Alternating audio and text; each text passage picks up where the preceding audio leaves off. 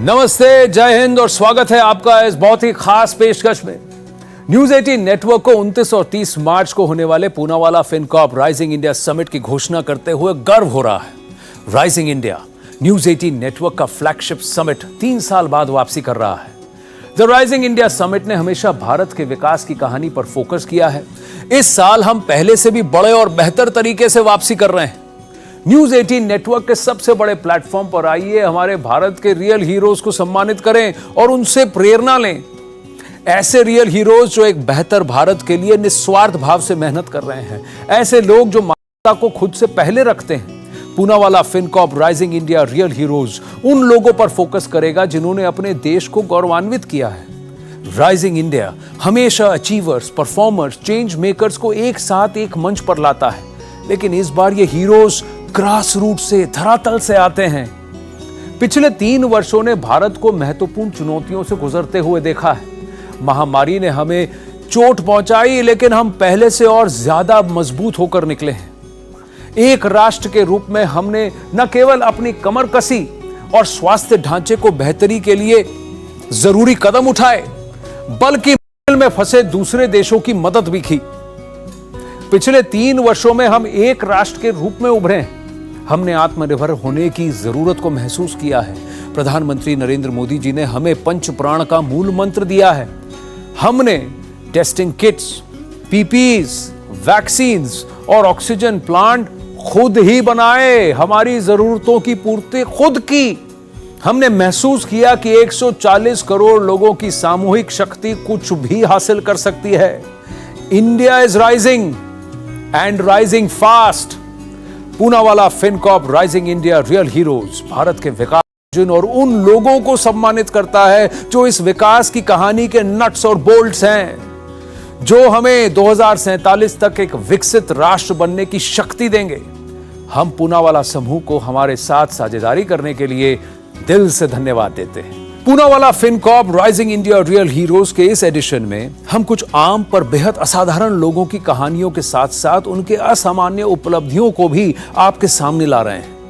इन्होंने हमारे देश में सकारात्मक बदलाव लाने में मदद की है और वास्तव में ये हमारे रियल हीरोज हैं। ऐसे ही एक रियल हीरो हैं डॉक्टर शिवदर्शन मलिक, जो अपने झूठे इनोवेशन से गाय के गोबर से ईंटें बना रहे हैं, जो न केवल पर्यावरण के नजरिए से टिकाऊ हैं बल्कि आग और पानी की क्षति के लिए भी प्रतिरोधी हैं।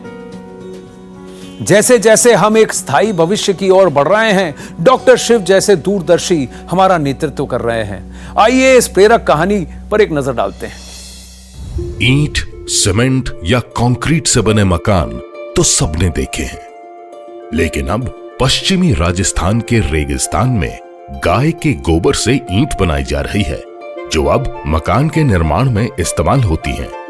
यह मकान आग और पानी के जलन दोनों से ही बचते हैं और साथ ही साथ प्राकृतिक रूप से गर्मी में ठंडे भी रहते हैं।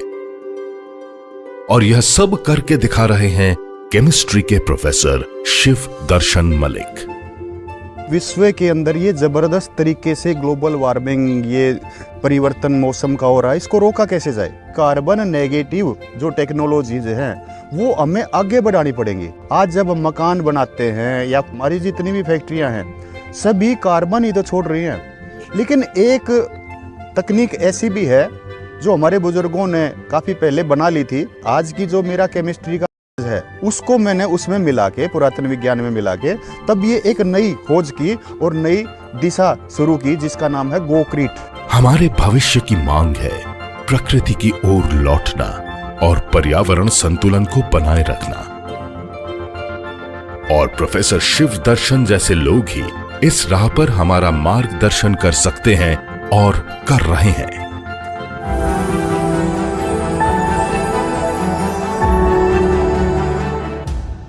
आपने जरूर सुना होगा कि संगीत कुछ लोगों की रगों में दौड़ता है। हमारी अगली कहानी एक ऐसी शख्सियत की है जिनको विरासत में संगीत मिला। सुनीता जिंगरन शर्मा ने 4 साल की उम्र से अपनी संगीत की यात्रा की शुरुआत की और तब से ये भारतीय विरासत को संरक्षित करने के लिए प्रतिबद्ध हैं। आज ये भारत की समृद्ध सांस्कृतिक विरासत की प्रतीक हैं और उनकी संगीत यात्रा उनकी कड़ी मेहनत और प्रतिबद्धता का प्रमाण है। आइए उनकी कहानी पर करीब से नजर डालते हैं। संगीत उन्हें विरासत में मिला। उनके परनाना बैजू बावरा और तानसेन के गुरु रहे हैं। यही नहीं, मलिकाए गजल बेगम अख्तर ने उन्हें गले लगाते हुए कहा था, भले ही मैं रहूं या ना रहूं, लेकिन मेरे बाद जब लोग तुम्हें सुनेंगे तो मुझे याद करेंगे। हम बात कर रहे हैं शास्त्रीय संगीत गायिका सुनीता झिंगरन की। लखनऊ से जुड़ी और 4 साल की उम्र से संगीत सीख रही सुनीता अपनी संगीत की दुनिया के इस बहुमूल्य सफर का पूरा श्रेय अपने पिता को देती हैं। ओम श्री गणेशाय नमः। बताया करते थे हमारे पिताजी कि हमने भीष्म प्रतिज्ञा की थी कि जब हमारे भगवान हमें एक बेटी देंगे तब मैं जरूर उसको संगीत सिखाऊंगा। सुनीता को सामवेद और रागों में अपनी निपुणता के कारण विश्व पटल पर प्रसिद्धि तो मिली ही है, पर उन्हें हुसैनी ब्राह्मण के नाम से भी जाना जाता है। यह इसलिए क्योंकि वह हुसैन इब्न अली, जिनकी शहादत और कुर्बानियों की याद में मुहर्रम मनाया जाता है, को दिल से मानती हैं। सुनीता झिंगरन एक ऐसी शख्सियत है जिन्होंने अपने जीवन में भारत के सार को निचोड़ के उतार लिया है, और ऐसे ही लोग हमारी विरासत को जीवित रखते हैं।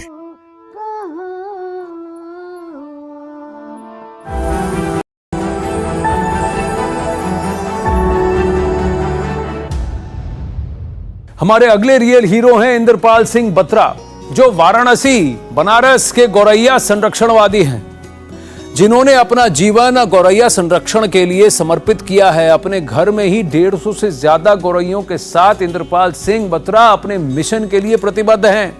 एक घर, घोंसला, भोजन और पानी, इंद्रपाल इन पक्षियों की सभी जरूरतें पूरी करते हैं। आज वो कई लोगों के लिए प्रेरणा बन गए हैं और उनके प्रयासों को प्रधानमंत्री नरेंद्र मोदी द्वारा भी मान्यता दी गई है। चलिए उनकी अटूट प्रतिबद्धता कहानी पर एक नजर डाल लेते हैं। सुबह सुहानी लगती है अगर कानों में चहचहाती हुई गौरैया की आवाज पड़ती है, पर अब यह मधुर आवाज शहरों में मुश्किल से ही सुनाई देती है। कुछ लोगों को यह बात बेहद खटकती है और उनमें से एक है वाराणसी के श्रीनगर कॉलोनी निवासी इंद्रपाल सिंह बत्रा, जिनकी नींद किसी अलार्म से नहीं बल्कि गौरैयों की मधुर आवाज से खुलती है। इन्होंने अपना जीवन गौरैया के संरक्षण और उनके अस्तित्व को बचाने के लिए समर्पित कर दिया है। इनके घर में 150 से अधिक गौरैया फुदकती हुई मिलेंगी, जो उनके आशियाने में परिवार का हिस्सा बनकर रहती हैं। जब मैं छोटा था तो मुझे काफ़ी चिड़ियाँ दिखाई देती थी, गौरैया, बहुत ज़्यादा गौरैया। लेकिन एक समय के बाद जब पूरा बनारस कंक्रीट का जंगल हो गया तो चिड़िया विलुप्त होने लगी, जो कि मैं महसूस करने लगा। तो 1 इंची का घोंसले में छेदा करके और सीमेंट के संग जाम करा दिया और चिड़िया बड़े आराम से उसमें आती जाती है।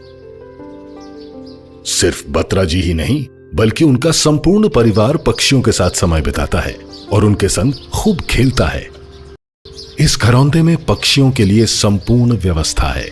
चाहे कितने भी जोड़े आ जाएं, सभी के रहने से लेकर दाना पानी तक की पूरी सुविधा उपलब्ध है। अब तो इनके देखा देखी आसपास के लोग भी इस संरक्षण अभियान से जुड़ गए हैं। इस गौरैया के घरौंदे को देखने के लिए लोग दूर दराज से आने लगे हैं। अपने बसेरे में इन पक्षियों को आसरा देकर इन्होंने समाज में एक मिसाल रखी है। प्रधानमंत्री नरेंद्र मोदी जी ने भी मन की बात में इनकी काबिलियत का जिक्र कर इनका मनोबल बढ़ाया है।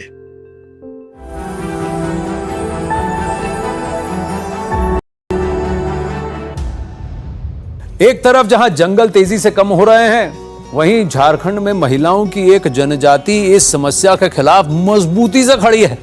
हमारी अगली रियल हीरो हैं कंडोनी सोरेन। ये पिछले 13 सालों से अपने गांव के आसपास के 250 एकड़ जंगल की रक्षा कर रही हैं और इस मिशन में उन्होंने अपने गांव की 40 महिलाओं को अपने साथ ले लिया है ताकि वो अपने आने वाली पीढ़ियों को एक सुरक्षित पर्यावरण दे सकें। उनकी कहानी पर एक नजर डालते हैं। जहां दुनिया भर में पेड़ काटे जा रहे हैं, वहीं झारखंड के पूर्वी सिंहभूम के मुसाबनी प्रखंड में एक ऐसी महिला है जिसने संकल्प लिया है कि वह अपने प्रिय जंगल का ऐसा हश्र कभी नहीं होने देंगी। देखने में तो वह गांव की साधारण महिला की तरह लगती हैं, पर 40 महिलाओं के सहयोग के साथ अपने आसपास के 250 एकड़ जंगल को सुरक्षित रखने का जिम्मा उठाया है और वह अपनी इस जिम्मेदारी को पिछले 13 वर्ष से बखूबी निभा रही हैं। कंडोनी सोरेन, जिन्हें जंगल की शेरनी के नाम से जाना जाता है, 40 महिलाओं के साथ मिलकर यह समूह जंगल में पारंपरिक हथियारों से लैस नियमित पहरा लगाता है ताकि उनकी प्राकृतिक विरासत लालची टिम्बर माफिया की पहुंच से बाहर रहे। 2010 से हम लोग शुरुआत किए, एक टीम बनाए और हम लोग का पेड़ पौधे बचाने का एक मुहिम चला है। रास्ते में तो बहुत तरह तरह की दिक्कत और चुनौती का सामना करना पड़ता है। अपनी रोजमर्रा की जिंदगी के साथ ऐसा संरक्षण कार्य करना कोई आसान बात नहीं है। वह सुनिश्चित करती थी कि उसकी टीम के सभी सदस्यों को पर्याप्त मात्रा में भोजन प्राप्त हो और पानी की जरूरत को प्राकृतिक साधनों से पूरा करती थी। इसके अलावा वह 10,000 से अधिक पेड़ लगाने में भी अपनी महत्वपूर्ण भूमिका निभा चुकी हैं। आज के समय में वह युवा पीढ़ी को कमान संभालने के लिए प्रशिक्षण दे रही हैं, जो अपनी विरासत को सुरक्षित रखने के लिए बेहद उत्सुक और तत्पर है। कंडोनी सोरेन जैसे लोग ही यह सुनिश्चित करते हैं कि स्वार्थी और संकीर्ण प्रवृत्तियों की जीत न हो पाए और हम अपने आने वाली पीढ़ियों के लिए एक बेहतर दुनिया छोड़कर जाएं।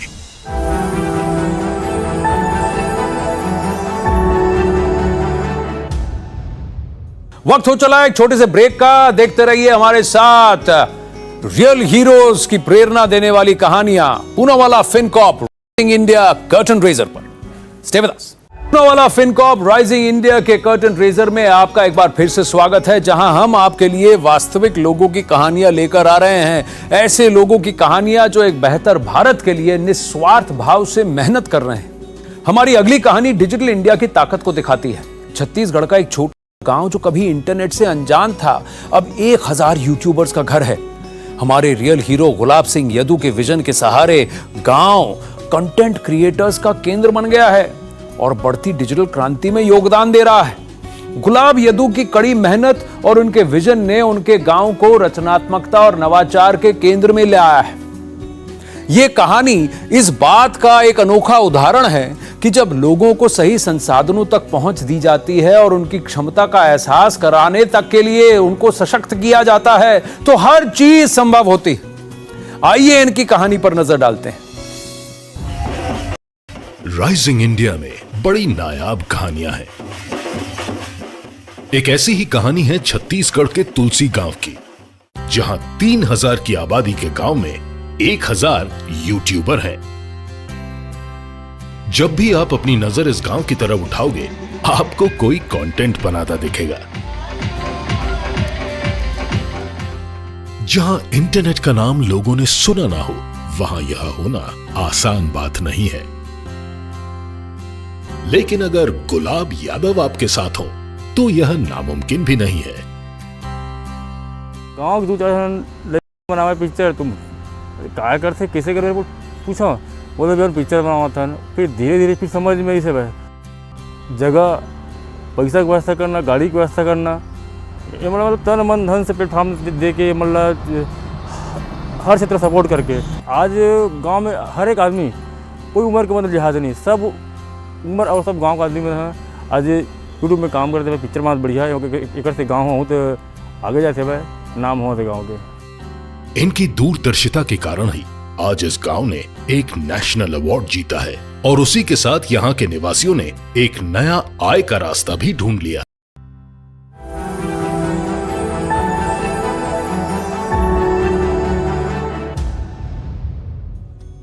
सुरजीत सिंह ये हमारे अगले रियल हीरो हैं, जो पंजाब में धान की खेती की पारंपरिक प्रथा को बचाने के मिशन में जुटे हुए हैं।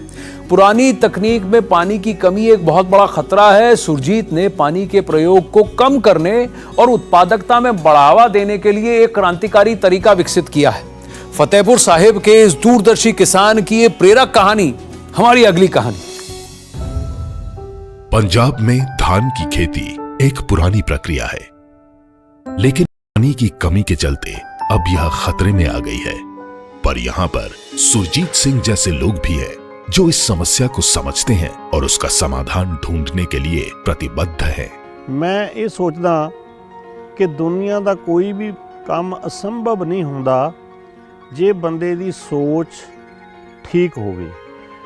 वड्डी गल है कि अज दा जिहड़ा वर्ल्ड दा मुद्दा है प्रदूषण ते पानी ते खाद पदार्थां 'च मिलियां होईयां ਜ਼ਹਿਰਾਂ ने। मैं तिन्हां दे उत्ते ही काम कीता कि जे पानी ना रहा तां ये जमीन किसी ने कौडियां ते नहीं लैनी, खंडर हो जाएगी। जहां धान की खेती के लिए हजारों लीटर पानी का इस्तेमाल किया जाता था, वहां 2001 में आए सुरजीत सिंह जी, जिन्होंने रिज धान की खेती की प्रक्रिया की खोज की और अपनाया।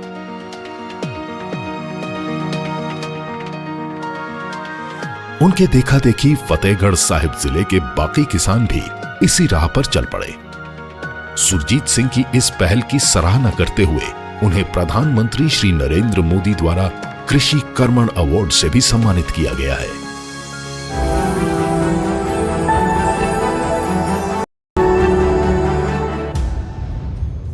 भारत की वैश्विक सफलता के बीच अभी भी ऐसे कुछ बच्चे मौजूद हैं जिनका भविष्य अंधेरे में है। हमारे अगले रियल हीरो विजय बरसे, इन्होंने एक साधारण से खेल की शुरुआत करके एक ऐसा आंदोलन शुरू किया है जिसने झुग्गी झोपड़ियों के अनगिनत बच्चों के जीवन को बदलकर उन्हें आशा और उद्देश्य दिया है। एक नजर डालें कि कैसे उनकी पहल स्लम सॉकर हमारे देश के भविष्य के लिए एक प्रकाश स्तंभ बन गया है।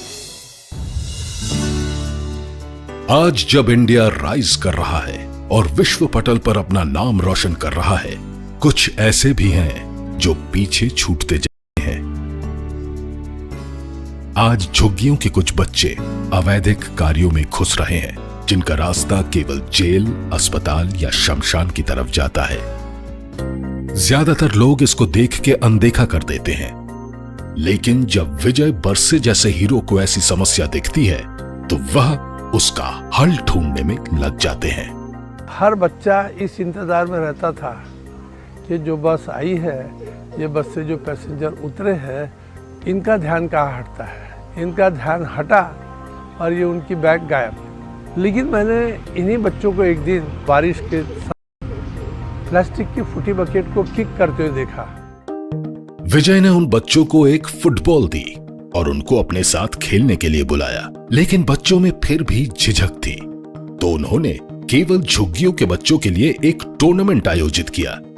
पहले ही टूर्नामेंट में 126 टीमों ने भाग लिया और यहीं से स्लम सॉकर का जन्म हुआ।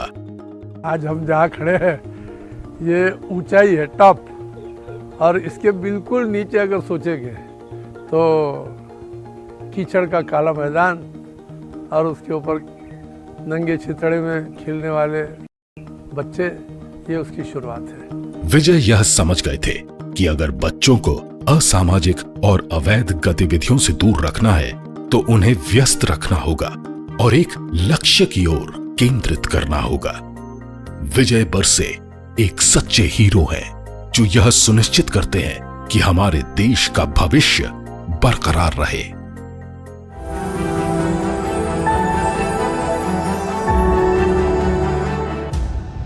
आज हमने अपने रियल हीरोज की कुछ दिल छूने वाली प्रेरक कहानियां देखी। इन हीरोज ने भारत को गौरवान्वित किया है। इस एडिशन में हम भारत के इन्हीं रियल हीरोज को सम्मानित कर रहे हैं। तो 29 और 30 मार्च को देखना ना भूलें, जुड़ना ना भूलें Poonawalla Fincorp rising India summit के साथ। नमस्ते। खुद पीछे रह जाएं चाहे